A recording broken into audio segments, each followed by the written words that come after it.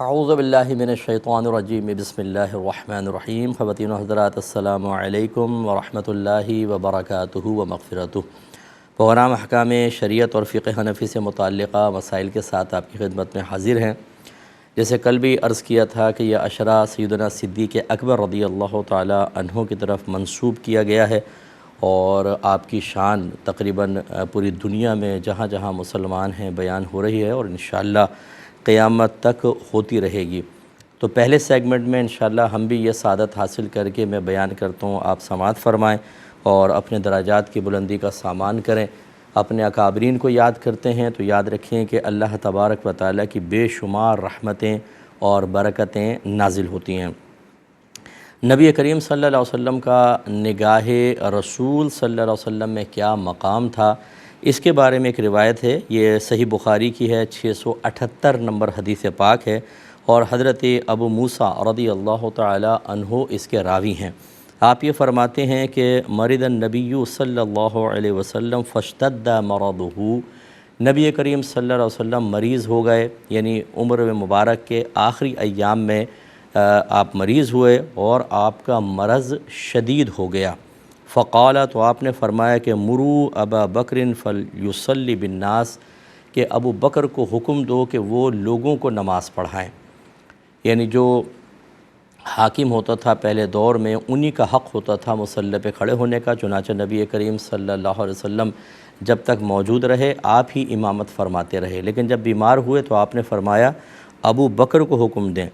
تو قولت عائشہ، سیدہ عائشہ صدیقہ رضی اللہ تعالی عنہا نے دار ادب میں عرض کی کہ انہ رجل رقیق اذا قام مقامک لم یستطیع ان یصلی بالناس، یا رسول اللہ میرے والد رقیق القلب ہیں، نرم دل ہیں، اگر وہ آپ کی جگہ کھڑے ہو کر نماز پڑھائیں گے تو استطاعت نہیں رکھ سکتے کہ نماز پڑھائیں، یعنی ان کو رونا آ جائے گا، وہ رونے لگ جائیں گے۔ نبی کریم صلی اللہ علیہ وسلم نے سننے کے باوجود فرمایا کہ مرو ابا بکر فلیصلی بالناس، ابو بکر کو حکم دو کہ وہ لوگوں کو نماز پڑھائیں۔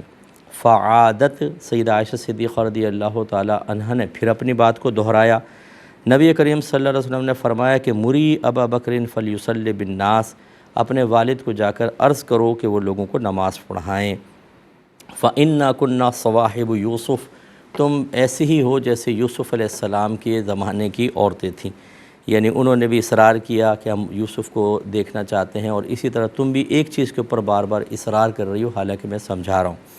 فأتاہ الرسول، پھر حضرت ابو بکر صدیق رضی اللہ تعالی عنہ کے پاس نبی کریم کے قاصد آئے۔ فصلی بالناس فی حیات النبی صلی اللہ علیہ وسلم، تو آپ نے نبی کریم صلی اللہ علیہ وسلم کی حیات طیبہ میں لوگوں کو نماز پڑھائی۔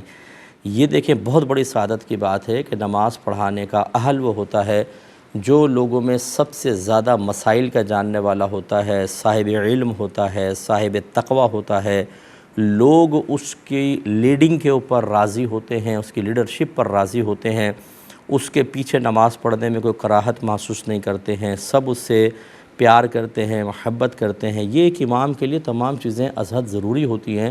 تو گویا کہ نبی کریم صلی اللہ علیہ وسلم نے اپنی حیات طیبہ میں صدیق اکبر رضی اللہ تعالی عنہ کو نماز پڑھنے کا حکم دے کر اشارہ فرما دیا کہ یہ تمام اوصاف حمیدہ آپ کی ذات میں موجود ہیں۔ اگلی روایت بھی بخاری کی ہے، 466 نمبر حدیث پاک ہے، اور حضرت ابو سعید خدری رضی اللہ تعالی عنہ اس کے راوی ہیں۔ یہ کہتے ہیں کہ خطب النبی صلی اللہ علیہ وسلم فقال، ایک مرتبہ نبی کریم صلی اللہ علیہ وسلم نے خطبہ دیا تو ارشاد فرمایا ان اللہ خیر عبدا بین الدنیا و بین ما عندہ، کہ اللہ تعالیٰ نے اپنے ایک بندے کو اس بات کا اختیار دیا کہ جو دنیا میں ہے اسے لے لے، یا جو اللہ کے پاس ہے اسے اختیار کر لے۔ تو فاختار ما عند اللہ، تو اس بندے نے اس چیز کو اختیار کیا جو اللہ کے پاس ہے۔ اب یہ سرکار بیان فرما رہے ہیں، فبکیہ ابو بکر رضی اللہ تعالی عنہ، تو ابو بکر صدیق رضی اللہ تعالی عنہ رونے لگے۔ فقلت فی نفسی، حضرت ابو سعید کہتے ہیں میں نے اپنے دل میں کہا ما یبقی هذا الشیخ ان یکن اللہ خیر عبدا بین الدنیا و بین ما عندہ فاختار ما عند اللہ، کہ انہیں کیوں، یہ شیخ کیوں رونے لگے، کس چیز نے ان کو رلایا؟ حالانکہ سرکار تو یہ بیان فرما رہے ہیں کہ اللہ تعالیٰ نے ایک بندے کو اختیار دیا، وہ دنیا کو اختیار کر لے چاہے آخرت کو، اس نے آخرت کو اختیار کیا۔ کہتے ہیں فکان رسول اللہ صلی اللہ علیہ وسلم هو العبد، پھر بعد میں ظاہر ہوا کہ وہ بندے تو خود نبی کریم صلی اللہ علیہ وسلم تھے، یعنی سرکار اپنے بارے میں بیان فرما رہے تھے کہ اللہ نے مجھے اختیار دیا، چاہوں تو میں دنیا میں رہوں اور چاہوں تو میں اللہ تعالیٰ کی طرف چلا جاؤں، یعنی وفات کو قبول کر لوں۔ اب یہ کہتے ہیں کہ وکانا ابو بکر اعلمنا، ابو بکر صدیق رضی اللہ تعالیٰ عنہ ہمارے درمیان سب سے زیادہ علم رکھنے والے تھے، یعنی سب سے زیادہ علم ایک تو ہوتا ہے کہ تھیوری ہوتی ہے بہت ساری، ایک ہوتی ہے کہ انسان حاضر دماغ ہوتا ہے، وہ گہرائیوں کو سمجھتا ہے، رازوں کو سمجھتا ہے، لطائف کو سمجھتا ہے، وہ اس اسرار رموز کو سمجھتا ہے، اشارات اور کنایات کو سمجھ جاتا ہے۔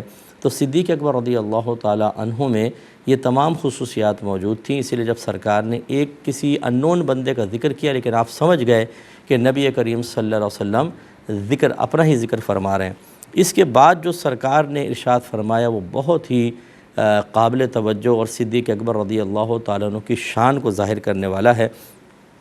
سرکار نے ارشاد فرمایا کہ یا ابا بکر لا تبکی، اے ابو بکر آپ روئیں نہیں، انا امن الناس علی فی صحبتہ و مالہ ابو بکر، بے شک لوگوں میں سے سب سے زیادہ اپنی صحبت اور اپنے مال کے اعتبار سے مجھ پر احسان کرنے والے ابو بکر ہیں۔ اب دیکھیں کون نبی کریم صلی اللہ علیہ وسلم پر احسان کر سکتا ہے؟ انہوں نے تو دین کی خدمت میں پیش کیا، اگر سرکار کو کوئی ذاتی نفع بھی پہنچایا تو اللہ کی رضا کی خاطر پہنچایا، لیکن سرکار اس کو احسان سے تعبیر کر رہے ہیں۔ یہ بڑوں کا بڑا پن ہوتا ہے کہ اگر کوئی چھوٹا ان کی خدمت کرتا ہے تو یہ اس کے لیے سعادت کی بات ہے، اس کے لیے جنت کا راستہ ہے، درجات کی بلندی کا سامان ہے، اللہ تبارک و تعالیٰ کی بارگاہ میں اس کو درجات اور قرب خاص حاصل ہوگا، لیکن بزرگ اس کو اپنے اوپر احسان تصور فرما رہے ہیں۔ تو نبی کریم نے ارشاد فرمایا کہ سب سے زیادہ احسان مجھ پر ابو بکر نے کیا، اپنی صحبت کے اعتبار سے، اپنے مال کے اعتبار سے۔ صحبت یعنی معیت، میرے ساتھ ہمیشہ رہے ہر موقع پر، چاہے کتنا ہی خطرناک موقع ہو، چاہے جان جانے کا ہو، جہاد کے معاملات ہوں، صدیق اکبر ساتھ رہے، اور اپنا مال جب سرکار نے طلب فرمایا، جب نہیں طلب کیا، دونوں صورتوں میں سرکار کی بارگاہ میں اپنا مال پیش کیا۔ جیسے کہ آپ نے بڑی معروف روایت سماعت فرمائی ہوئی ہے کہ حضرت عمر فاروق رضی اللہ تعالیٰ عنہ کہتے ہیں کہ ایک مرتبہ سرکار صلی اللہ علیہ وسلم نے کچھ مال طلب کیا تو میں نے دل میں ارادہ کیا کہ آج میں اتنا مال لاؤں گا کہ میں صدیق اکبر سے آگے بڑھ جاؤں گا، کیونکہ آپ ہمیشہ نیکیوں کے معاملے میں مجھ سے سبقت لے جاتے ہیں۔ اچھا، یہ کوئی مقابلے بازی کا شوق نہیں تھا جس سے ہمارا معاذاللہ اس سطح پہ ان کو نہ لائیے گا، یہ اس آیت پر عمل تھا فاستبقوا الخیرات، نیکیوں کے معاملے میں ایک دوسرے سے سبقت لے جاؤ۔ تو اللہ کی بارگاہ میں مقبول ہونے کے لیے، اس کی رضا کے حصول کے لیے حضرت عمر فاروق رضی اللہ تعالیٰ عنہ نے یہ ارادہ کیا۔ سب مال لے کر آئے۔ پہلے سرکار نے حضرت عمر فاروق سے پوچھا، اے عمر ہمارے لیے کیا لے کر آئے؟ عرض کہ رسول اللہ اپنے گھر کا آدھا مال لایا ہوں۔ پھر سرکار نے صدیق اکبر رضی اللہ تعالیٰ عنہ کی طرف دیکھا، مسکرائے اور فرمایا کہ ابو بکر آپ ہمارے لیے کیا لائے؟ عرض کہ رسول اللہ اپنے گھر کا سارا مال لے آیا ہوں اور اپنے گھر میں اللہ اور اس کے رسول کے ذکر کو چھوڑ آیا ہوں، ایک روایت میں اللہ کے ذکر کو چھوڑ آیا ہوں۔ گویا کہ اپنا سارا گھر کا مال لا کر سرکار کے قدموں میں ڈھیر کر دیا۔ تو یوں دین کے معاملے میں آپ نے بہت زیادہ قربانیاں دیں، اس لیے نبی کریم صلی اللہ علیہ وسلم نے آپ کو فرمایا کہ لوگوں میں سے سب سے زیادہ احسان کرنے والے اپنی صحبت کے اعتبار سے، اپنے مال کے اعتبار سے ابو بکر ہیں۔ پھر یہ بخاری کی روایت ہے، 467 نمبر ہے، بڑی طویل روایت ہے۔ نبی کریم صلی اللہ علیہ وسلم اس میں بلکہ یہ 484 نمبر روایت میں آپ کی خدمت میں ذکر کرتا ہوں کہ ایک مرتبہ دو قبائل میں کچھ رنجش ہو گئی تو نبی کریم صلی اللہ علیہ وسلم ان کی صلح کروانے کے لیے تشریف لے گئے۔ یہاں ظہر کا وقت ہو گیا، آپ تشریف نہ لا سکے تو حضرت بلال رضی اللہ تعالی عنہ نے حضرت ابوبکر صدیق رضی اللہ تعالی عنہ سے عرض کی کہ آپ لوگوں کو نماز پڑھا دیں۔ آپ نے کہا ٹھیک ہے، اگر کہتے ہیں تو میں پڑھا دیتا ہوں، تو آپ نماز پڑھانا شروع ہو گئے۔ اس سے یہ بات ظاہر ہوئی کہ سرکار کی غیر موجودگی میں بھی صحابہ کرام علیہم رضوان اس بات پر متفق تھے کہ اگر کوئی مصلی رسول پہ کھڑا ہوگا تو وہ صدیق اکبر رضی اللہ تعالی عنہ ہیں۔ تو آپ نے نماز پڑھانا شروع کی، اتنے میں نبی کریم صلی اللہ علیہ وسلم تشریف لے آئے۔ تو سرکار ہر صف سے گزرتے ہوئے آگے آتے گئے، اور جس صف کو پتہ چلتا رہا اس نے رستہ دیا، سرکار آگے آئے تو صحابہ ہاتھ پر ہاتھ مارنا شروع ہو گئے۔ اس کو تصفیق کہتے ہیں، تاکہ حضرت صدیق اکبر ہوشیار ہو جائیں کہ سرکار تشریف لے آئے ہیں۔ لیکن راوی یہ کہتے ہیں کہ صدیق اکبر رضی اللہ تعالیٰ عنہ جب نماز پڑھاتے تھے تو کسی طرف التفات نہیں کرتے تھے، تو جب بہت زیادہ لوگوں نے ہاتھ مارا تو ان کو ایک دم احساس ہوا کہ سرکار تشریف لے آئے ہیں، اور جب سرکار قریب آ گئے تو آپ کی نگاہ ان پر پڑی تو آپ نے پیچھے ہٹنا چاہا۔ راوی کہتے ہیں نبی کریم صلی اللہ علیہ وسلم نے ارشاد فرمایا کہ آپ نماز پڑھائیں، اشارہ کیا، لیکن صدیق اکبر پیچھے آ گئے اور نبی کریم صلی اللہ علیہ وسلم نے نماز پڑھائی۔ نماز پڑھانے کے بعد پھر سرکار نے حضرت ابو بکر صدیق رضی اللہ تعالی عنہ سے پوچھا، یا ابا بکر ما منعک ان تثبت اذ امرتک، کہ کس چیز نے آپ کو اس چیز سے روکا کہ آپ وہیں پر کھڑے رہتے جبکہ میں نے آپ کو اشارہ کر دیا تھا؟ فقال ابو بکر، حضرت ابو بکر صدیق رضی اللہ تعالی عنہ نے عرض کی، ما کان لابن ابی قحافۃ ان یصلی بین یدی رسول اللہ صلی اللہ علیہ وسلم۔ ابو قحافہ آپ کے والد تھے، ابو قحافہ کے بیٹے کی یہ کیسے اس کے لیے مناسب ہو سکتا ہے کہ وہ نبی کریم صلی اللہ علیہ وسلم کے آگے کھڑے ہو کر نماز پڑھائے؟ اس سے آپ اندازہ کریں کہ ایک بات تو وہی جو میں نے عرض کی کہ صدیق اکبر کا مقام و مرتبہ بہت بڑا تھا، اور صحابہ کا ذہن تھا کہ اگر کوئی لیڈرشپ کی صلاحیت رکھتا ہے نبی کریم صلی اللہ علیہ وسلم کے بعد تو صدیق اکبر اس قابل ہے کہ وہ آگے ہونے چاہیے۔ دوسرا، میں تمام اپنے دیکھنے والوں سے گزارش کرتا ہوں کہ دیکھیے صدیق اکبر نماز پڑھا رہے ہیں، اللہ کے لیے نماز پڑھا رہے ہیں۔ ہم کہتے ہیں جب ہم نماز میں ہوتے ہیں تو گویا کہ اللہ کے سامنے ہوتے ہیں، اللہ کی بارگاہ میں حاضر ہوتے ہیں، اور نماز میں یقیناً تعظیم باری تعالی بجا لانا ہم پر فرض ہوتا ہے۔ لیکن جب صدیق اکبر نے دیکھا کہ نبی کریم صلی اللہ علیہ وسلم تشریف لائے تو حالت نماز میں ہی تعظیم رسول کی خاطر آپ پیچھے ہوئے اور نبی کریم صلی اللہ علیہ وسلم آگے ہو گئے، جس سے معلوم ہوا کہ نماز میں بھی نبی کا خیال تعظیماً لانا یا تعظیمی کوئی فعل بجا لانا، اس میں کوئی حرج نہیں ہے، نماز اس سے خراب نہیں ہوتی، شرک نہیں ہوتا، بلکہ نماز کامل ہی ہوتی ہے، کیونکہ صدیق اکبر رضی اللہ تعالیٰ عنہ کی سنت ہے۔ مختصر سا بریک لیں گے، ہمیں یقین ہے آپ ہمارے ساتھ ہی رہیں گے۔ بسم اللہ الرحمن الرحیم۔ سوالات لے لیتے ہیں کچھ آفیئر۔ کسی بھائی نے کہا کہ یہ کہا جاتا ہے کہ اللہ کی مرضی کے بغیر ایک پتہ بھی نہیں، گناہ پر اس کی پکڑ کیوں ہوتی ہے اور وہ جہنم میں کیوں جائے گا؟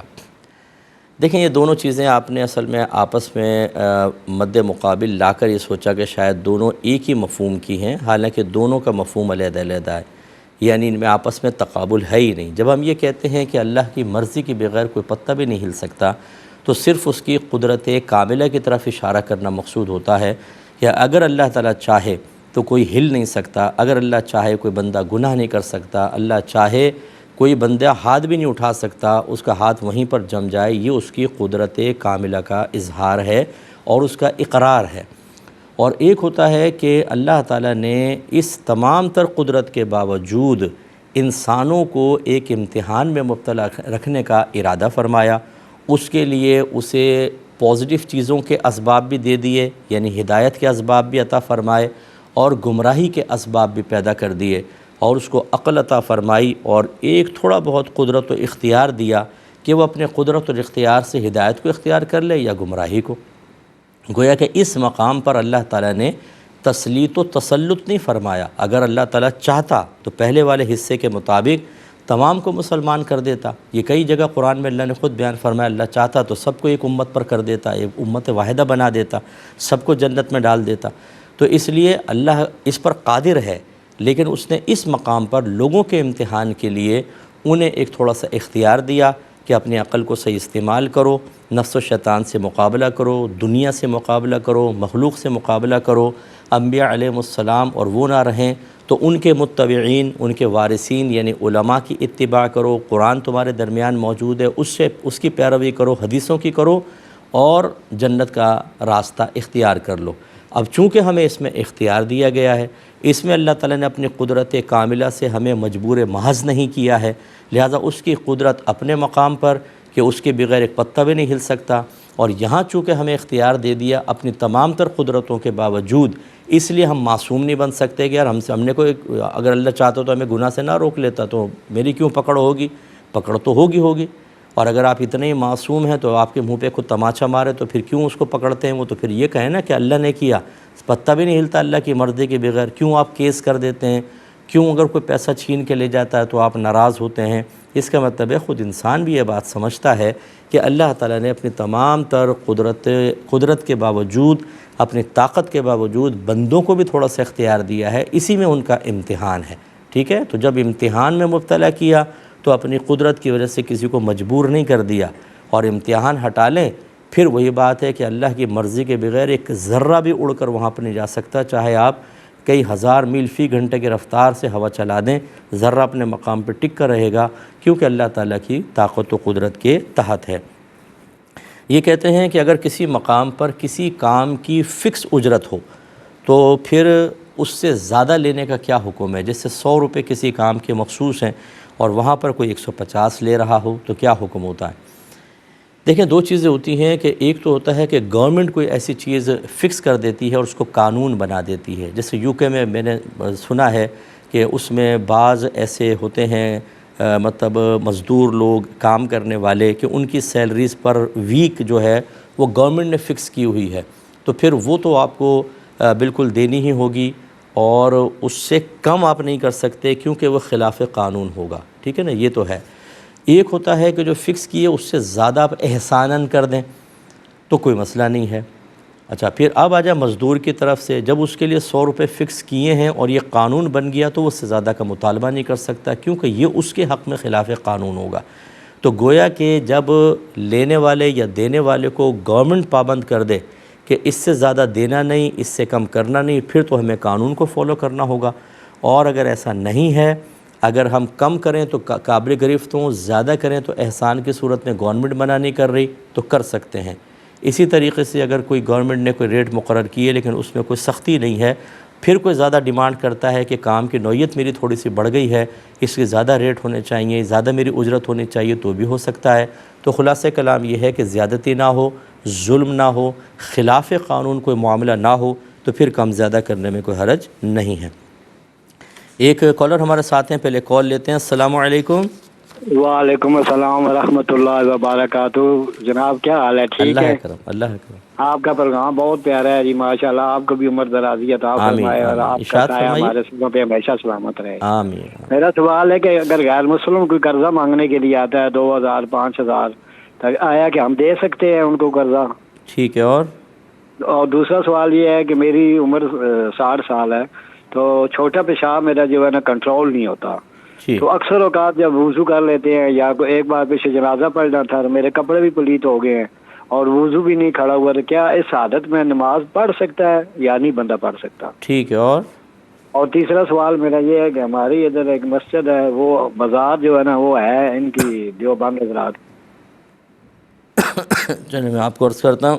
ایک اور کالر ہے. السلام علیکم. السلام علیکم. السلام ورحمۃ اللہ وبرکاتہ. مفتی صاحب میری کال ہے؟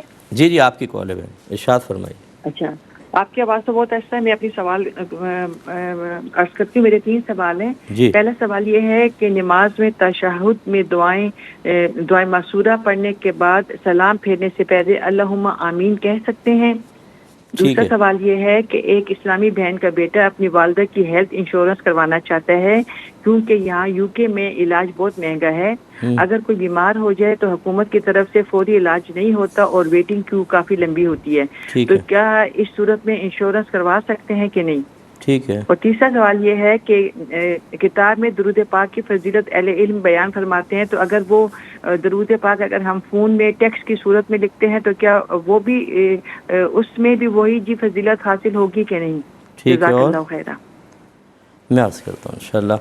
یہ بھائی نے فرمایا اگر کوئی غیر مسلم ہم سے قرضہ طلب کرے 2-4 ہزار روپے تو کیا ہم اس کو دے سکتے ہیں کہ نہیں؟ جی بالکل دے سکتے ہیں، اس میں کوئی شرعی طور پر ممانعت نہیں ہے. اگر وہ قابل اعتماد آدمی ہے واپس کر دے گا تو بالکل آپ اس کو دے سکتے ہیں. ہاں یہ ہوتا ہے بعض اوقات کہ تقابل ہو جاتا ہے کہ ایک غیر مسلم بھی ہے ایک مسلمان بھی ہے اور دونوں ایٹ اے ٹائم آپ سے کوئی چیز طلب کر رہے ہیں تو پھر حق مسلمان کا زیادہ ہوتا ہے۔ جیسے آپ کوئی چیز نفلی صدقہ کرنا چاہتے ہیں، ایک غیر مسلم بھی بہت غریب ہے، ایک مسلمان بھی غریب ہے، تو پھر مسلمان کا حق زیادہ ہوتا ہے، اس کو فوقیت دینی چاہیے۔ لیکن ہمارا مذہب اسلام ایسا تنگ نظر مذہب نہیں ہے کہ غیر مسلم کو حقیر جان کر احسانات کے تمام دروازے اس کے لیے بند کر دے، بلکہ اگر کوئی مسلمان مقابل نہیں ہے تو آپ غیر مسلم کے ساتھ بھی اچھا سلوک کر سکتے ہیں۔ یہ بھائی نے فرمایا کہ عمر ان کی تقریباً 60 سال ہے اور پیشاب کنٹرول نہیں رہتا، تو بعد خود وضو کرنے کے بعد بھی قطرات نکل آتے ہیں اور کپڑے ناپاک ہو جاتے ہیں، تو کیا حکم شرع ہوگا؟ نماز ہو سکے گی کہ نہیں؟ دیکھیں مسئلہ یہ ہوتا ہے کہ اگر تو مستقل بنیادوں پر ایسا ہو کہ پیشاب کنٹرول ہی نہیں رہتا، مسلسل قطرے رستے رہتے ہیں، تو آپ شرعی معذور میں آئیں گے۔ اس میں پھر یہ ہوتا ہے کہ آپ کوئی اندر چیز ایسی پہنیں اور آگے کپڑا رکھ لیں تاکہ قطرات وغیرہ نکلیں تو اس میں جذب ہو جائیں، آپ کے باقی کپڑے ناپاک نہ ہوں، اور آپ وضو کریں، وضو کے دوران پیشاب آتا رہے، قطرات آتے رہیں، پھر آپ نماز پڑھیں، نماز کے دوران بھی آتے رہیں، کوئی مسئلہ نہیں ہے، آپ کی نماز بھی ہو جائے گی، وضو بھی ہو جائے گا۔ پھر جب اگلا وقت آئے تو وہ کپڑا ہٹا دیں، دوسرا کپڑا رکھ لیں اور وضو کر کے پھر آپ آگے نماز پڑھیں۔ لیکن اگر یہ کبھی کبھار ہوتا ہے، ہمیشہ ایسا نہیں ہوتا، یا خاص جب آپ ٹھنڈا پانی استعمال کر لیں جس سے قطرات آ جاتے ہیں، بعض لوگوں کو ویسے نہیں آتے، تو پھر آپ شرعی معذور نہیں ہیں۔ پھر آپ کو یقیناً اگر خدا نخواستہ وضو کرنے کے بعد قطرات آ گئے تو پھر آپ کو تھوڑی سی تکلیف دوبارہ برداشت کرنی پڑے گی، اور دوبارہ آپ وضو کریں گے اور پھر نماز پڑھیں گے، ورنہ آپ کی نماز نہیں ہوگی۔ اور ہمارا مشورہ یہ ہے کہ کسی اچھے حکیم یا ڈاکٹر سے آپ مشورہ کریں، اور ایکسرسائزز کچھ اس کی ہوتی ہیں وہ بھی آپ کریں، اور میڈیسنس یوز کریں، انشاءاللہ ٹھیک ہو جائے گا، اللہ تعالیٰ کرم فرمائے گا۔ اپنے آپ کو ہم بالکل لاچار، بے بس اور بالکل شکست خوردہ تصور کرنا شروع کر دیتے ہیں، جس کی بنا پر بیماریاں ہم پر غالب آ جاتی ہیں۔ تھوڑی سی ہمت کریں۔ آج کل تو ویسے ہی انٹرنیٹ کے اوپر بھی ورک آؤٹ بہت سارے آپ دیکھ سکیں گے، ایکسرسائزز دیکھ سکیں گے، اچھے وہاں پہ ڈاکٹرز ہیں بیٹھے ہوئے جو سجیشنز دے رہے ہوتے ہیں، ان کو آپ دیکھ لیں، تھوڑی بہت ہاؤ ہونی چاہیے اور انشاءاللہ یہ مرض آپ کا دور ہو جائے گا۔ یہ بہن نے فرمایا کہ کیا نماز میں جب ہم اتحیات پڑھیں، پھر درود پاک، پھر دعا پڑھتے ہیں، اس کے بعد اللہم آمین کہہ سکتے ہیں کہ نہیں؟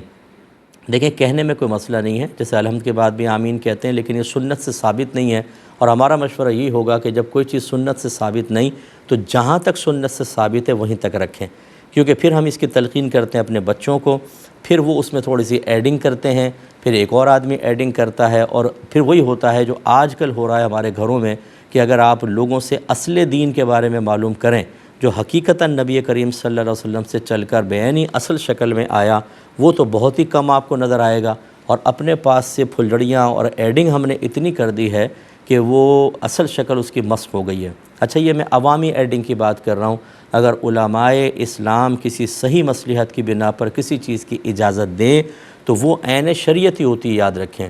اللہ تعالیٰ نے فرمایا یا ایھا الذین آمنوا اطیعوا اللہ و اطیعوا الرسول و اولی الامر منکم، اللہ کی اطاعت کرو، اس کے رسول کی اطاعت کرو، اور ان کی جو تم میں حکم والے ہیں، اور حکم والے سے مراد علماء، مفتیان کرام، جو لوگوں کو مسائل سکھاتے ہیں، احکام بیان کرتے ہیں، ان کی تربیت کرتے ہیں۔ تو جب اللہ نے فرما دیا کہ ان کی اطاعت کرو، تو اس کے مطلب اگر وہ اپنی رائے سے کوئی چیز قائم کریں گے اور متفق علیہ رائے ہوگی، اجتماعی رائے ہوگی، تو وہ ایسے ہی ہے جیسے اللہ تعالیٰ کا حکم۔ میں عوامی بات عرض کر رہا ہوں، جیسے اب آپ نے ارشاد فرمایا کوئی بھی ایسی چیز ہم شامل کر دیتے ہیں، پھر اپنے بچوں کو بھی سکھانا شروع کر دیتے ہیں، اور ہمارے بچے نہیں سمجھتے کہ یہ قرآن یا حدیث سے ثابت شدہ ہے، یا ہمارے دادا جان یا دادی جان نے اس کو ایجاد کیا تھا، اور اسی سے پھر خرابیاں آگے چلتی رہتی ہیں۔ ایک مختصر سا بریک لیں گے، ہمیں یقین ہے آپ ہمارے ساتھ رہیں۔ بسم اللہ الرحمن الرحیم۔ ایک کالر ہیں، کال لیتے ہیں۔ السلام علیکم۔ وعلیکم السلام۔ جی بھائی۔ مفتی جی میں نے آپ سے سوال کرنا تھا کہ جو درود شریف لکھ رہے ہیں ٹھیک ہے ڈائری پہ، تو اس کا بھی ہم اپنے والدین کے نام کر رہے ہیں، تو اگر اللہ نہ کرے والدین میں سے کوئی ایک بھی فوت ہو جائے تو کیا ہم وہ ڈائری یا کاپی ان کے ساتھ قبر میں رکھ سکتے ہیں یا نہیں؟ ٹھیک ہے، اس کا میں عرض کرتا ہوں انشاءاللہ۔ یہ بہن نے پوچھا تھا کہ باہر انشورنس کروا سکتے ہیں کہ نہیں، کیونکہ علاج بعض اوقات بہت زیادہ مہنگا ہوتا ہے۔ دیکھیں انشورنس کے اندر کچھ ایسی ٹرمز اینڈ کنڈیشنز وغیرہ لگائی جاتی ہیں کہ جس کی بنا پر اس میں سود یا جوئے کا ساتھ تاثر پیدا ہوتا ہے۔ اب چونکہ باہر کے جتنے معاملات ہوتے ہیں اس میں علماء کی رائے دو ہوتی ہیں، جیسے مورگیج وغیرہ کے مسئلے میں بھی ہوتی ہیں کہ کیا حربی کافر سے اس قسم کے معاہدات کیے جا سکتے ہیں کہ نہیں، کہ جس میں تھوڑی بہت گڑبڑ ہو لیکن اس میں مسلمان کے فائدہ کا پہلو زیادہ ہو، تو پھر بعض علماء اس کی بالکل اجازت دیتے ہیں اور بعض علماء منع کرتے ہیں۔ تو ہم تو احتیاط کے ہی کہتے ہیں، لیکن بالکل آپ کر سکتے ہیں بشرطے کہ وہاں کے کسی اچھے مفتی صاحب سے، جو مستند مفتی صاحب ہوں، ان سے ایک دفعہ پرمیشن لے لیں، تاکہ فَاسْأَلُوا أَهْلَ الذِّكْرِ إِن كُنتُمْ لَا تَعْلَمُونَ، اگر تم نہیں جانتے تو اہل علم سے کوسچن کرو، یہ شرعی ریکوائرمنٹ پوری ہو جائے، آپ کے لیے بالکل طیب حلال ہوگا۔ اگر اس میں آپ کے لیے فائدے کے پہلو زیادہ ہیں تو ان سے پرمیشن لے کے بالکل آپ کر سکتے ہیں۔ یہ فرماتی ہیں کہ جو بعض علماء کہتے ہیں کہ درود پاک لکھا جائے تو اس کا بھی ثواب ہوتا ہے اور فضیلت ہوتی ہے، تو جو ہم یہ میسیجز وغیرہ کے اندر درود پاک لکھ دیتے ہیں، کیا اس پر بھی ہمیں ملے گا ثواب؟ جی بالکل ملے گا، حتیٰ کہ اگر آپ کاپی پیسٹ کریں گے تو اللہ کی رحمت بہت بڑی ہے۔ جب آپ ایک اچھے قصد و ارادے کے ساتھ، اچھی حسن نیت کے ساتھ ایک عمل کرتے ہیں تو پھر اللہ کی رحمت بہت بڑی ہے، یقین رکھیں کہ اللہ تعالیٰ آپ کو برکات سے نوازے گا۔ یہ بھائی نے فرمایا کہ بعض اوقات ہم والدین کے لیے درود پاک وغیرہ، جیسے ابھی یہ مسئلہ ہوا کہ ڈائری میں لکھ رہے ہیں تاکہ ان کو ثواب اس کا پہنچتا رہے، پھر کوئی والدین وغیرہ میں سے فوت ہو جائے تو کیا یہ ڈائری ان کی قبر میں رکھ سکتے ہیں کہ نہیں؟ دیکھیں، علماء کرام نے، ہمارے اکابرین نے تبرکات کو قبور میں برکت کے حصول کے امکانات کی بنا پر، اس امید پر کہ اللہ کی رحمت نازل ہوں گی، اجازت دی ہے۔ لیکن ہمارا مشورہ یہ ہوگا کہ آپ اس کو اچھی طرح کسی پلاسٹک میں لپیٹیں، پلاسٹک کوٹنگ کر دیں، یعنی پورا اچھی طرح پیک کر دیں، اور دیوار قبلہ کے اندر ایک طاق کھودیں گہری، اس کے اندر وہ ڈائری رکھ دیجئے۔ اللہ کی رحمت بہت بڑی ہے۔ باقی یہ ڈائریاں رکھ دینا، عہد نامے رکھ دینا، اور مطلب کہ غلاف کعبہ وغیرہ رکھ کر اور اپنے والدین کو بھول جانا، پھر گناہوں کے اندر ملوث ہو جانا، نہ ان کی قبر پہ جائیں، نہ دعائے بخشش و مغفرت کریں، نہ ایصال ثواب کریں، یہ تمام چیزیں حدیثوں سے ثابت ہیں۔ لیکن ناراض مت ہوئیے گا، میں آپ کو نہیں کہہ رہا ہوں، جنرل بات عرض کر رہا ہوں کہ جو چیز حدیث سے ثابت ہوگی نا، اس میں چونکہ ہمیں تھوڑی سی مشقت محسوس ہوتی ہے، اس سے کٹ مار جاتے ہیں، اور جو چیز عوام کے اندر معروف ہوتی، یہ کر دو گے ایک دم جنت مل جائے گی، یہ کرو گے ایک دم درجات بلند ہو جائیں گے۔ ایک کسی بزرگ کا واقعہ بیان ہو جائے گا کہ جی یہ چیز رکھ دی تھی تو ایک بزرگ نے ایسا ہوا تھا، ایسا ہو گیا تھا، اس کے پیچھے ہم لگ جائیں گے۔ تو میں یہ نہیں کہتا ہوں کہ یہ غلط ہے، اگر یہ ثابت ہے، کسی بزرگ سے بھی فضیلت ثابت ہے، چلیں آپ کر لیں، لیکن جو قرآن و حدیث سے ثابت شدہ ہے اسے نظر انداز کرنے کے لیے ہماری طبیعت کیوں راغب ہو جاتی ہے، کیوں تیار ہو جاتی ہے؟ ہونا یہ چاہیے کہ اولاد اگر والدین فوت ہو جائیں، نیک اور پرہیزگار بنیں، تاکہ یہ آپ کی تمام نیکیاں ان کے لیے ثواب جاریہ ہوں۔ گناہ سے بچیں کہ زندوں کے گناہ مردوں کے لیے باعث رنج ہوتے ہیں۔ ہر جمعے اگر ہو سکے ان کی قبر کی زیارت کریں، ان کے لیے کثرت سے ایصال ثواب کریں، اور ہو سکے کوئی بہت بڑا ثواب جاریہ کریں، کوئی عالم بنا دیں، مفتی بنا دیں، اس کی کفالت کر لیں، کوئی اچھا لیکن پڑھنے والا ہو۔ صرف یہ نہیں کہ آپ کہیں کہ غریب طالب علم کو میں دے دوں، بعض غریب پڑھ کے نہیں دیتے ہیں، اچھا پڑھنے والا اس کی کفالت کریں اور ثواب جاریہ بنائیں، یہ کام کریں، یہ بہت ہی بیسٹ ہیں۔ ایک بھائی نے کویسچن کیا تھا کہ کسی کو دکھانے کے لیے اگر ہم نے نماز کا سجدہ 2-3 سیکنڈ بھی لمبا کر دیا تو کیا یہ شرک ہوگا؟ دیکھیں، یہ وہ شرک تو نہیں ہوگا کہ انسان کافر ہو جائے، ٹھیک ہے نا، لیکن یہ شرک خفی ضرور ہوگا۔ شرک خفی کا مطلب ریاکاری، جس کو نبی کریم نے شرک قرار دیا، کہ جو عمل اللہ تعالیٰ کے لیے کرنا چاہیے، چاہے آپ 1 سیکنڈ 2 سیکنڈ کے لیے بھی اس میں مخلوق کی رضا کا طالب ہو جائیں گے، تو گویا کہ اللہ کی رضا کے طالب کے ساتھ ساتھ آپ نے طلب کے ساتھ ساتھ اس کی رضا کو بھی طلب کیا، اور اس کو شرک خفی کہتے ہیں، ریاکاری کہتے ہیں، اور یہ حرام اور گناہ کبیرہ ہے۔ بعض اوقات غیر ارادی طور پر ہو جاتا ہے، ایک دم شیطان دل میں خیال ڈالتا ہے، سوچنے کا موقع نہیں ملتا، ہو جاتا ہے، تو چلیں ہو گیا، گناہ تو اب بھی ہے، لیکن جیسے ہی آدمی کو احساس ہو فوراً توبہ کریں، شرمندہ ہوں اور آئندہ ایسا نہ کریں، اور کبھی بھی اس چیز کو طویل نہ کریں۔ یعنی جو آپ کو پتہ ہے کہ میں ریاکاری کر رہا ہوں، لیکن متاثر کرنے کے لیے، لوگوں کو اپنے طرف مائل کرنے کے لیے، ان کے دل جیتنے کے لیے، کسی محفل میں مرکز نکاح بننے کے لیے، پیسے کے لیے اگر آپ نے کوئی طاعت کی تو پھر یاد رکھیں کہ یہ نہ صرف ثواب ضائع کرے گی بلکہ آخرت میں شدید عذاب کا سبب بھی بنے گی۔ ایک بھائی نے کہا کہ لوگ امام حضرات کے سامنے وضو غلط کر رہے ہوتے ہیں، نمازیں غلط پڑھ رہے ہوتے ہیں، لیکن وہ ان کو کوئی نہیں ٹوکتے، کوئی نہیں سمجھا رہے ہوتے، نہ کوئی فرض علوم وغیرہ سکھاتے ہیں، اور بس کرامات وغیرہ اپنے بیانات میں بیان کرتے رہتے ہیں، کیا حکم شرع ہوگا؟ دیکھیں، پہلی بات تو یہ کہ علماء پر بالکل تنقید نہ کریں، وہ کیا کر رہے ہیں یہ ان کی ذمہ داری ہے، انہیں خود اپنا احتساب کرنا ہوگا، اور ہو سکتا ہے وہ کسی صحیح مصلحت کی بنا پر کوئی کام کر رہے ہوں۔ عوام الناس جب اپنے بڑوں کا اور اہل علم کا احتساب کرنے کی طرف آتی ہے تو چونکہ وہ حکمتیں آپ کے پیش نظر نہیں ہوتیں، وہ علم کے درجات آپ کو حاصل نہیں ہوتے جو ان کے پیش نظر ہیں یا ان کو حاصل ہے، تو مسٹیک کے، غلطیوں کے امکانات ہوتے ہیں اور انسان گناہ گار ہوتا ہے۔ اگر آپ یہ سمجھتے ہیں کہ کسی مسجد کے اندر ایسا ہو رہا ہے تو انتہائی دائرہ ادب میں رہ کر امام صاحب سے گزارش کریں کہ حضور مسائل بیان کر دیا کریں، ہماری کوئی نشست رکھ لیں، ہم نوجوان جمع ہو جاتے ہیں، ہمیں دینی مسائل سکھا دیں، قرآن کی تفسیر، حدیث سکھائیں، فقہ سکھا دیں، ہمیں شارٹ کورسز کر لیں جیسے فرض علوم کورس ہیں، اور کوئی طہارت کا کورس ہے، نماز کا کورس ہے، ہم حاضر ہو جاتے ہیں، ہمیں سکھائیں۔ کمیٹیوں سے آپ گزارش کریں کہ وہ کریں کہ اس طرح کے پروگرام رکھیں مساجد کے اندر تاکہ ہمارے نوجوان سیکھیں۔ باقی یہ کہ بہرحال میں تو اپنے بیانات میں عرض کرتے رہتا ہوں، علماء کی اپنی ذمہ داریاں ہوتی ہیں، جو ہمارے سنجیدہ اور بڑے علماء ہیں وہ بالکل وہی کام کرتے ہیں جو شریعت ان سے طلب کر رہی ہوتی ہے، لیکن ہزارہ ایسے بھی ہیں کہ جو واقعی بس صرف کرامات کی طرف ہی توجہ ہے۔ لوگ کیا کیا گناہ کر رہے ہیں، نوجوانوں کو کون کون سے چیلنجز کا سامنا ہے، کن کن برائیوں کی نشاندہی کر کے ان کے حل بتانے ہیں، اس کا ان کو شعور نہیں ہوتا، وہ اپنی ہی مرضی سے بیان کرتے ہیں۔ مینٹلٹی میچ نہیں ہو رہی ہوتی، کیمسٹری میچ نہیں ہو رہی ہوتی، سامنے بیٹھے ہوئے شخص کچھ اور چاہتے ہیں، ہم اپنی ہی بس مرضی کے بیانات کر رہے ہوتے ہیں۔ اس کا ہم نے نتیجہ دیکھا ہے کہ 20 سال تک لوگ بیان سنتے رہتے ہیں مسجد میں آ کر، کوئی تبدیلی نہیں آتی، نہ کچھ سیکھنے کا موقع ملتا ہے۔ یہ یقیناً ایک صاحب منصب کے لیے میدان محشر میں گرفت کا سبب بن سکتا ہے۔ ثم لتسألن یومئذ عن النعیم، پھر ضرور تم سے اس دن یعنی برود قیامت نعمتوں کے بارے میں کویسچن ہوگا۔ ہم اگر ایک ممبر پہ بیٹھتے ہیں، لوگ ہمارے سامنے ہوتے ہیں، یہ اللہ کی بہت بڑی نعمت ہے کہ اگر میں ان کو دین سکھاتا ہوں، گناہ سے بچاتا ہوں، پاکیزہ بناتا ہوں، کردار اور اخلاق کی تعمیر کرتا ہوں، ان کو جنت کا راستہ دکھاتا ہوں، سارے میرے لیے ثواب جاریہ ہوں گے۔ اتنی بڑی نعمت، اور پھر ذمہ داری بھی ہے، فرض ہے مجھ پر کہ میں ان کو سکھاؤں، اور نہیں سکھاؤں گا تو میدان محشر میں پھر اللہ تعالیٰ گریف فرمائے گا۔ لیکن بہرحال میں آپ سے گزارش یہی کرتا ہوں عوام سے کہ علماء کی آپ گریف کی طرف نہ آئیں، ہاں دائرہ ادب میں رہ کے اگر محسوس کر رہے ہیں تو گزارش ضرور آپ کر سکتے ہیں۔ یہ کہتے ہیں کہ ایک شخص ہے، اس کی عمر 50 سال تھی، دوسرے نے پوچھا کہ یار تمہاری عمر کتنی ہے؟ اس نے کہا 50 سال۔ اس نے کہا تم جھوٹ بولتے ہو، تم اوپر والے سے 1-2 سال ہی چھوٹے ہو گئے، یعنی ہنسی مذاق میں ایسی بات بولی، تو کیا حکم شرع ہوگا؟ دیکھیں، جس نے بھی یہ مذاق کیا وہ دائرہ اسلام سے خارج ہو گیا، اور اسے تجدید ایمان اور تجدید نکاح کرنا لازم ہے۔ بعض چیزیں ایسی ہیں کہ جس میں شریعت مذاق کو بالکل قبول نہیں فرماتی، اس میں سنجیدگی بھی سنجیدگی ہے اور مذاق بھی سنجیدگی ہے، جیسے کہ ایمان اور کفر کے مسئلے میں۔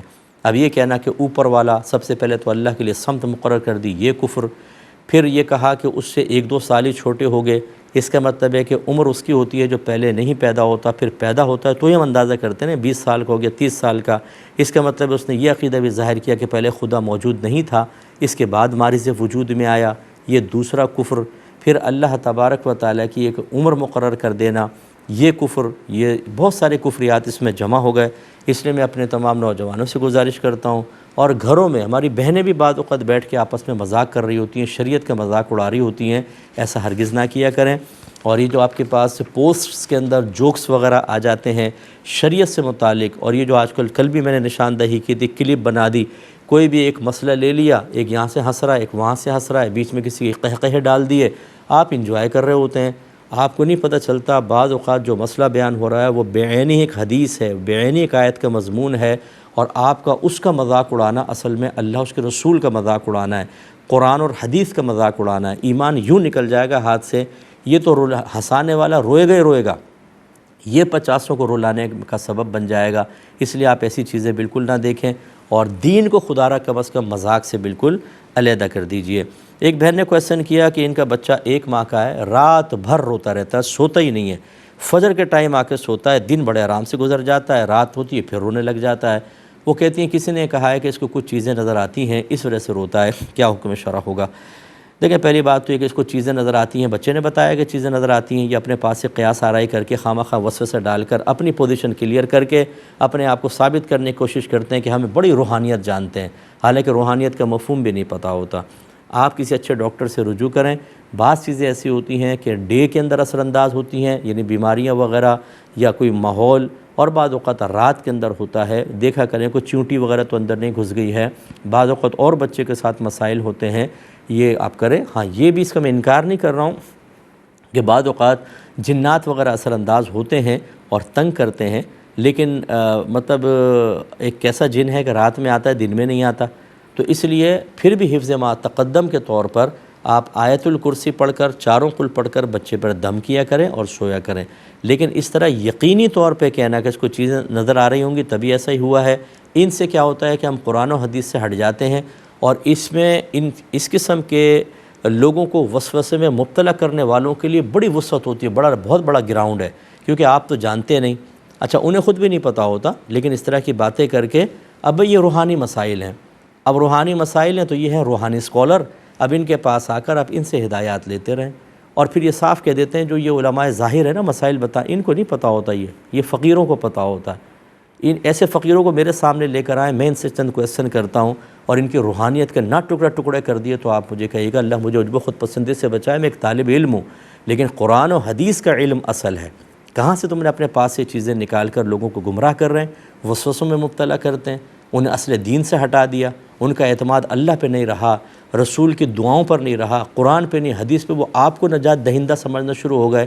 یہ کون سا آپ نے اپنے لیے ایک اسٹیج بنا کر کارنامہ کر لیا بہت بڑا، میدان محشر میں آپ پھنسیں گے۔ اچھا خود بیمار ہوں گے ڈاکٹر کے پاس پہنچ جائیں گے، اپنے بچے بیمار ہوں گے بیوی کہے گی خبردار جو اس کو دم درود کیا لے کے جاؤ سیدھے فلاں ہاسپٹل کے اندر، اچھا لے کے جا رہا ہوں، کیوں نہیں کر لیتے گھر کے اندر؟ نہ لے کے جائیں کسی کو بھی، روحانی علاج کریں اپنے گھر کے اندر۔ کوئی گھر والا جو سن رہے ہیں، جو ان کی فیملیز مجھے اگر سن رہی ہیں، اگر آپ کبھی بیمار ہوں بولو ادھر ہی علاج ہوگا، نہ تم جاؤ گے نہ ہم جائیں گے۔